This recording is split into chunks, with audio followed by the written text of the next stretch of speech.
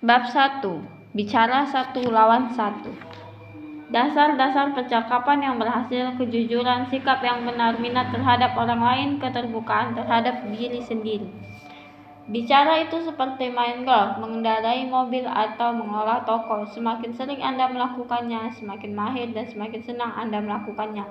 Tetapi Anda harus mengetahui dasar-dasar terlebih dahulu. Saya beruntung telah mencapai suatu tingkat keberhasilan dalam bicara.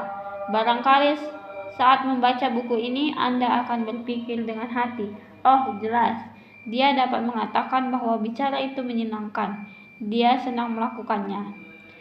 Memang benar, bicara merupakan bakat alami bagi saya, tapi bukankah mereka yang mempunyai kemampuan alami untuk suatu pun harus berusaha mengembangkan? Bukankah orang yang berbakat pun harus mengubah bakat menjadi keahlian? Ted Williams, pemukul bisbol terbesar yang dikaruniai bakat alami lebih daripada siapapun, mati-matian berlatih seperti orang. Luciano Pavarotti dilahirkan dengan suara indah, tetapi ia tetap harus belajar menyanyi. Memang saya mempunyai bakat alami dan kecenderungan untuk berbicara, tetapi saya pernah mengalami begitu banyak kejadian yang di dalamnya tidak semudah sekarang. Debut saya yang gagal. Kalau Anda pernah menikmati siaran dari sebuah stasiun radio di Miami Beach 37 tahun yang lalu menjadi saksi hari pertama saya siaran, Anda akan keheranan bahwa saya bisa bertahan dan malah cukup berhasil sebagai pembaca profesional. Itu terjadi di stasiun Ward, sebuah stasiun kecil berseberangan dengan kantor polisi First Street dekat Washington di pagi hari tanggal 1 Mei 1957. 3 minggu saya berada di sana, berputar-putar berharap dapat masuk ke dunia radio impian saya. General Manager stasiun Sam Simmons mengatakan bahwa ia menyukai suara saya, tapi ia tidak mempunyai lowongan. Kata orang, saya tak perlu mengambil serius apa yang dia katakan, yaitu bahwa dia menyukai suara saya karena konon itu hanya sopan santun untuk menolak saya. Waktu itu saya baru saja keluar dari Brooklyn. Saya tinggal bersama teman saya, Jack, dan istrinya di sebuah apartemen kecil dekat stasiun itu sambil menunggu kesempatan kerja. Saya tak punya uang dan saya sudah cukup beruntung dapat sekedar berteduh di rumah paman. Setiap hari saya datang ke stasiun mengamati para disc joki DJ yang sedang siaran. Saya senang menyaksikan penyiaran yang membaca berita atau penyiaran olahraga yang memberikan hasil-hasil pertandingan olahraga. Saya memperhatikan siaran-siaran langsung dari American Press dan UPI, Unit Press International, dengan penuh kekaguman. Saya tulis beberapa cerita pendek, berharap seseorang mau mengudarakannya. Tiba-tiba, setelah 3 minggu, seorang DJ yang bertugas pagi hari keluar. Marcel memanggil saya ke kantor di hari Jumat dan memberi bahwa saya mendapat pekerjaan. Mulai Senin pagi jam 9, saya memperoleh $55 seminggu. Saya mengudara dari jam 9 sampai sore, Senin sampai Jumat. Sore hari saya mengudara di siaran berita dan siaran olahraga sampai jam 5. Mimpi saya menjadi kenyataan. Tak hanya beberapa kali radio, saya akan mengudara selama 3 jam setiap hari, plus setengah lusin kali atau lebih di sore hari. Saya akan mengudara sesering Arthur Godfrey, superstar CBS itu. Saya tidak tidur sepanjang akhir minggu itu. Saya terus berlatih kata-kata yang akan ucapkan di radio. Jam 8:30 pagi di hari pertama saya benar-benar gelisah. bisa dibilang senewen. Saya minum kopi, air untuk mulut dan kerongkongan. Saya keringatan, saya membawa rekaman theme song saya, Swimming Down the Lane, gubahan Les Ellen. Siap memasangnya begitu saja masuk ke stadion. Saat itu saya semakin gugup. Kemudian Marcel Sino memanggil saya ke kantor untuk memberikan ucapan selamat setelah saya mengucapkan terima kasih kepadanya. Ia bertanya, "Nama apa yang kau pakai?" Kata saya, "Apa maksud Anda?" "Ya, kau tidak dapat memakai nama Lady Zager. Ini adalah salah satu etnik. Orang tak akan mendapat mengeja atau mengingatnya. Kau perlu nama yang bagus. Kau tidak akan memakai Lady J." Ia membuka Miami Herald di meja. Di situ ada sehalaman penuh King Boswell. Marcel menundukkan lalu berkata, "Bagaimana jika Lady King?" "Oke, baiklah, itulah namamu, Lady King. Kau membawakan The Lady King Show." Jadi begitulah saya dengan pekerjaan baru, bahkan nama baru, datang saat berita pukul 9 dan saya duduk di dalam stadion. Diiringi Swimming Down the Line, siap menyiarkan The Lady King Show kepada pendengar. Mulut saya serasa seperti kapas kering tersekat. Memang saya mempunyai bakat alami, kecenderungan untuk berbicara, tetapi saya pernah mengalami begitu banyak kejadian di mana bicara tidak semudah sekarang. Sebagai teknisi, seperti halnya di stasiun radio kecil, saya memulai theme song itu. Musik mulai, lalu saya lirikkan perlahan agar saya bisa mulai bicara. Tetapi, ya ampun, tak ada kata yang keluar. Lalu saya keraskan lagu musiknya, dan saya lirik lagi. Tetapi, tetap saja tidak ada kata keluar dari mulut saya sampai 3 kali. Satu-satunya yang terdengar oleh para pendengar adalah rekaman lagu volume naik turun tanpa diikuti suara manusia. Saya memang masih ingat, saya itu sangat berkata pada diri sendiri bahwa saya benar-benar bodoh. Saya cuma seorang pemula jalanan dan tak siap melakukannya. Secara profesional saya tahu bahwa saya suka pekerjaan ini, tetapi jelas juga bahwa saya sama sekali tak siap untuk. Saya tidak mempunyai keberanian untuk melakukannya. Akhirnya Marcel Sino, orang yang telah berusaha begitu baik memberi saya kesempatan hebat, marah besar, semarah-marahnya seorang manajer. Ia menendang pintu ruang kontrol sampai terbuka, mengucapkan 4 kata kepada saya keras dan jelas, "Ini bisnis komunikasi, tahu?" Kemudian ia berbalik dan pergi sambil membanting pintu. Saya langsung menghadap ke mikrofon dan mengucapkan kata-kata pertama saya sebagai penyiar. "Selamat pagi, ini hari pertama saya di radio. Saya sudah lama ingin mengudara. Saya telah berlatih sepanjang akhir minggu kemarin. 15 menit lalu saya diberi nama baru. Saya telah membawa sebuah The Show yang siap diputar, tapi mulut saya kering. Saya gugup. General manager saya baru saja menendang pintu dan berkata, "Ini bisnis komunikasi, tahu?" Setelah mengucapkan sesuatu, saya jadi lebih yakin untuk memulainya. Saya jadi mampu bicara dan bertunjukkan selanjutnya berjalan lancar. Itulah awal karir berbicara saya. Kini saya tak pernah gugup lagi di radio.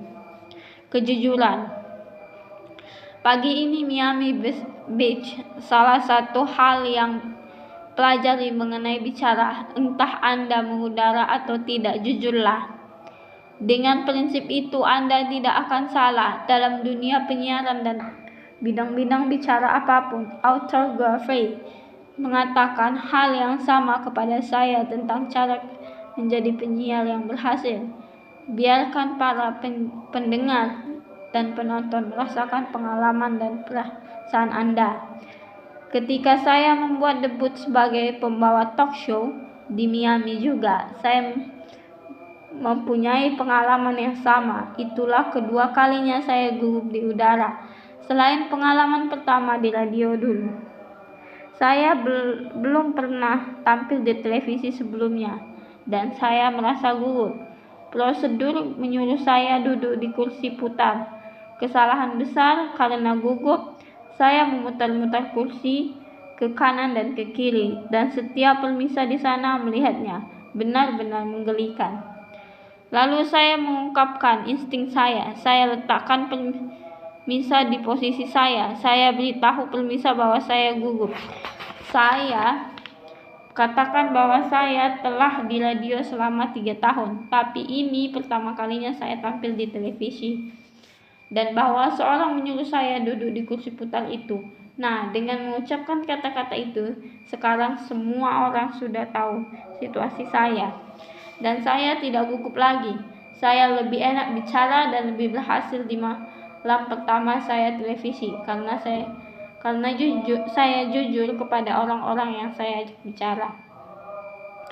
Kemudian seseorang bertanya kepada saya seandainya berjalan-jalan di NBC News, lalu seorang mengamit Anda dan menyuruh Anda duduk di kursi di dalam studio, menyodorkan setumpuk kertas pada Anda dan berkata, "Bro, kau sakit? Kau yang mengudara dan lampu dinyalakan, apa yang akan Anda lakukan?" Saya katakan bahwa saya akan benar-benar jujur. Saya akan menatap kamera dan berkata, "Saya sedang berjalan-jalan di NBC." Ketika seseorang mengejutkan saya menyodorkan kertas-kertas ini dan berkata, "Broken sakit, kau yang mengudara." Kalau saya berkata demikian, semua pemirsa akan tahu bahwa saya belum pernah membawa berita. Saya tahu apa yang terjadi. Saya harus membaca sesuatu yang asing bagi saya. Bahkan saya tidak tahu kamera mana yang harus dilihat. Dengan cara ini, saya menempatkan semua pemirsa berada di posisi saya. Mereka bisa memahami saya. Mereka tahu bahwa saya jujur kepada mereka. Dan saya berusaha sebaik-baik melakukan apa yang harus saya lakukan untuk mereka. Saya berhasil berkomunikasi dengan mereka, bukan hanya mengenai apa yang saya komunikasikan, tetapi juga dilema yang saya hadapi. Sekarang saya dalam posisi lebih baik berhadapan dengan mereka daripada seandainya saya berusaha mengingkarinya. Sebaliknya, jika saya dapat tampil percaya diri, segalanya berlangsung lancar dan saya mampu mengkomunikasikan kepada para pemirsa. Saya mampu mencapai semuanya itu karena alasan yang sama. Saya menjadikan mereka bagian dari pengalaman saya. Formula lain untuk keberhasilan, sikap yang benar, kemauan untuk berbicara. Meskipun untuk pertama kali kita merasa tidak enak, mereka unsur dasar lain untuk menjadi pembicara yang baik. Setelah kegagalan di radio Miami, saya membentuk sikap itu. Setelah berhasil mengatasi kasus demam mic itu, saya membuat komitmen bagi diri saya bahwa saya akan melakukan beberapa hal. Saya akan bicara, saya akan meningkatkan kemampuan bicara dengan melatihnya dengan serius. Apa yang saya lakukan? Segala hal. Saya membawa acara pagi, menyiarkan ramalan cuaca, dan menjadi reporter olahraga sore. Juga berita bisnis. Saya membicarakan berita, menyampaikan pidato. Jika orang yang bertugas sakit atau saya ingin mengambil cuti, saya bersedia menggantikannya. Saya sambut setiap peluang bicara di udara sesering mungkin. Tujuannya saya adalah untuk mengudara dan sukses di udara. Maka saya katakan kepada diri saya bahwa jika perlu saya harus melakukan apa yang dilakukan oleh Ted Williams. Saya berlatih lebih keras. Anda juga dapat berlatih sebagai pembicara, selain dengan buku-buku petunjuk dan sekarang video tentang cara bicara. Banyak yang dapat Anda lakukan sendiri. Anda dapat bicara sendiri di sekeliling rumah atau apartemen Anda. Saya melakukannya tidak sering, cukup kadang-kadang. Saya hidup sendiri sehingga dari waktu ke waktu saya bicara, mengucapkan beberapa kata kepada diri sendiri atau mencoba suatu hal yang barangkali ingin saya katakan nanti dalam pidato atau show saya. Saya tidak merasa kikuk melakukannya, meskipun tak ada seorang pun di sekitar saya. Anda dapat melakukan hal yang sama meskipun tidak hidup sendirian. Anda dapat memasukkan ke kamar atau di gudang atau saat mengendarai mobil. Anda dapat segera berlatih bicara dengan lebih baik. Anda juga dapat berlatih di depan cermin dan berbicara kepada bayangan Anda. Ini merupakan teknik yang lazim, khususnya bagi orang-orang yang berusaha meningkatkan kemampuan mereka sebagai pembicara publik. Hal ini berguna juga untuk percakapan sehari-hari dan dapat membuat Anda melatih diri membuat kontak mata. Karena secara otomatis Anda akan menatap sosok di depan Anda, yaitu bayangan Anda di cermin. Di samping kemauan untuk melakukannya, Anda setidaknya memerlukan 2 syarat untuk menjadi pembicara yang baik. Perhatikan yang dalam kepada diri lain dan keterbukaan diri Anda kepada diri mereka. Jangan menganggap saya tidak waras jika saya menganjurkan teknik berikut. Bicaralah pada anjing, kucing, burung, dan ikan mas Anda. Bicara pada hewan piaraan Anda, cara yang hebat untuk berlatih bicara kepada sesama, dan Anda tidak perlu khawatir akan dibantah dan interupsi. Di samping kemauan untuk melakukannya, setidaknya memerlukan 2 syarat untuk menjadi pembicara yang baik. Perhatikan yang dalam kepada orang lain, keterbukaan diri kepada mereka. Saya pikir saya pemirsa talk show malam saya di CNN dapat melihat dengan jelas bahwa saya menaruh perhatian kepada para tamu saya. Saya pastikan untuk menatap mata mereka. Kegagalan melakukan itu menjadi kehancuran bagi banyak orang yang akan kita bicarakan kemudian. Kemudian saya majukan kursi saya dan saya ajukan pertanyaan-pertanyaan tentang diri mereka. Saya menghargai setiap orang dalam show saya, dari para presiden dan atlet Hall of Fame sampai ke Kermit, si Katak, dan Missy Piggy, dan The Muppets. Dan ya, saya berhasil. Anda tidak bisa sukses bicara karena orang-orang jika mereka menganggap Anda tidak tertarik pada apa yang mereka katakan, atau Anda tidak menghargai mereka. Saya ingin Will Rogers pernah berkata, setiap orang banyak tidak tahu hanya saja mengenai masalah-masalah yang berbeda. Anda ada baiknya mengingat ini, entah Anda berbicara kepada salah satu orang saat Anda bekerja atau kepada seseorang tamu televisi di depan 10 juta pasang mata. Yang perlu diingat, setiap orang adalah ahli dalam suatu hal. Paling tidak, setiap orang memiliki salah satu topik bahasan yang mereka sukai bicarakan.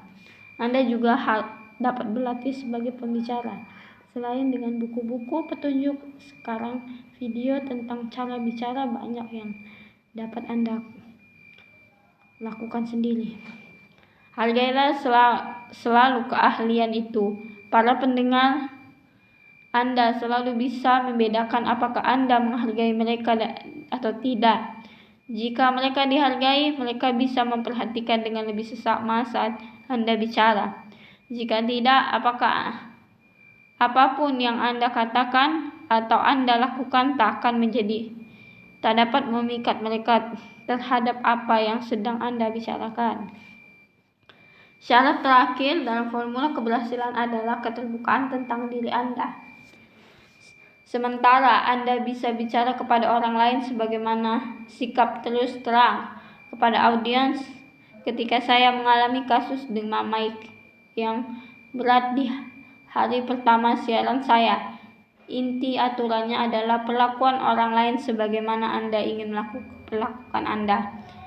Ini juga berlaku pada percakapan Anda harus seterbuka dan sejujur teman bicara Anda. Ini tidak berarti bahwa Anda harus bicara tentang diri Anda sendiri sepanjang waktu atau membocorkan rahasia pribadi.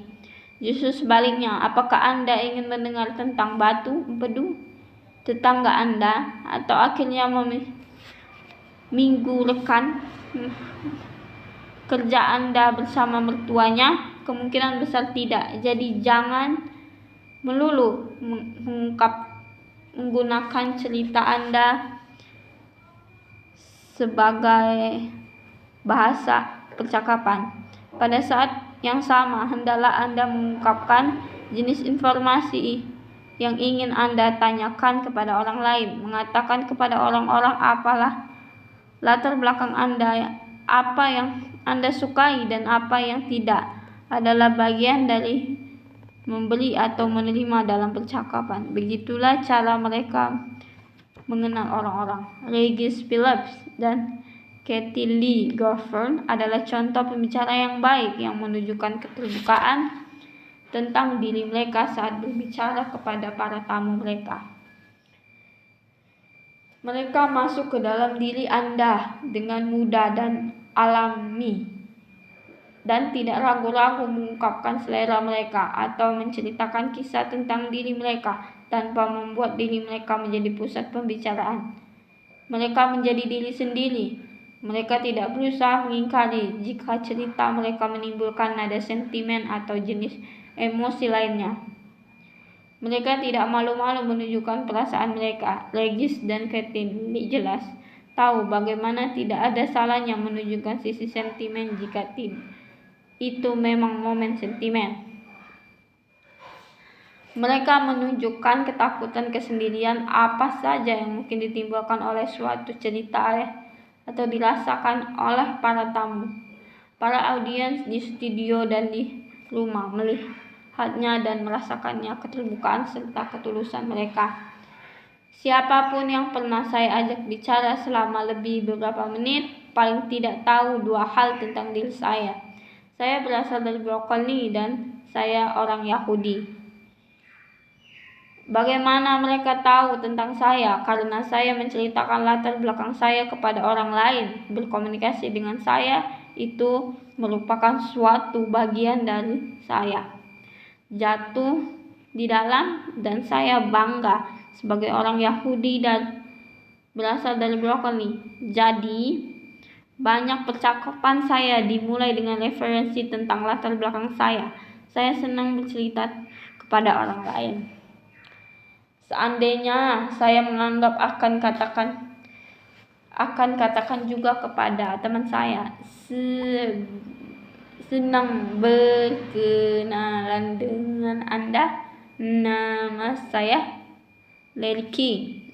Saya mempunyai masalah gagap, tapi saya senang bercakap-cakap dengan Anda. Anda telah menunjukkan keadaan diri Anda. Anda tidak perlu khawatir bicara kepada seseorang karena Anda telah menceritakan situasi Anda yang bagaimanapun segera menjadi mereka ketahui. Anda akan telah mengatasinya. Jadi tak ada presentasi. Percakapan itu memberikan kebebasan yang memungkinkan Anda berdua untuk semakin menikmati. Memang itu tidak akan menyembuhkan gagap Anda, tetapi jelas akan membantu Anda menjadi pembicara yang baik. Di samping juga mendapatkan rasa hormat dari orang yang Anda ajak bicara. Yang perlu diingat, setiap orang ada ahli dalam suatu hal. Paling tidak Setiap orang memiliki satu topik bahasan yang mereka sukai. Maltese, penyanyi country Williams, menggunakan pendekatan ini. Karirnya sebagai penyanyi sangat sukses. Ia benar-benar mengasah semua sebagai tamu, semua wawancara. Meskipun dia gagal, dia tidak tampak jika ia sedang bernyanyi, tapi tampak jelas ketika ia bicara. Mel tidak rendah diri karenanya, melainkan menerima sepenuhnya perkataan tentangnya dan begitu santai menjadi diri sendiri hingga Anda pun merasa nyaman. Percakapan itu memberi kebebasan yang memungkinkan Anda berdua untuk menikmatinya. Seorang tamu di show televisi saya di Florida, lahir dengan langit-langit mulut terbelah. Sama sekali tidak mudah untuk memahami bicaranya, tapi ia senang tampil di show saya dan bercerita tentang diri sendiri. Ia adalah seseorang multijawatan. Meskipun beberapa orang menganggapnya orang-orang cacat, bagaimana ia dapat menjadi multijawa, dan ia adalah seorang wira niaga. Dia mendekati siapapun yang diajak bicara tanpa prestasi dan tanpa berusaha menyembunyikan kenyataan bahwa ia lucu kalau bicara. Ia berhasil karena mau menyesuaikan diri dengan keadaan dan membantu orang lain untuk menyesuaikannya.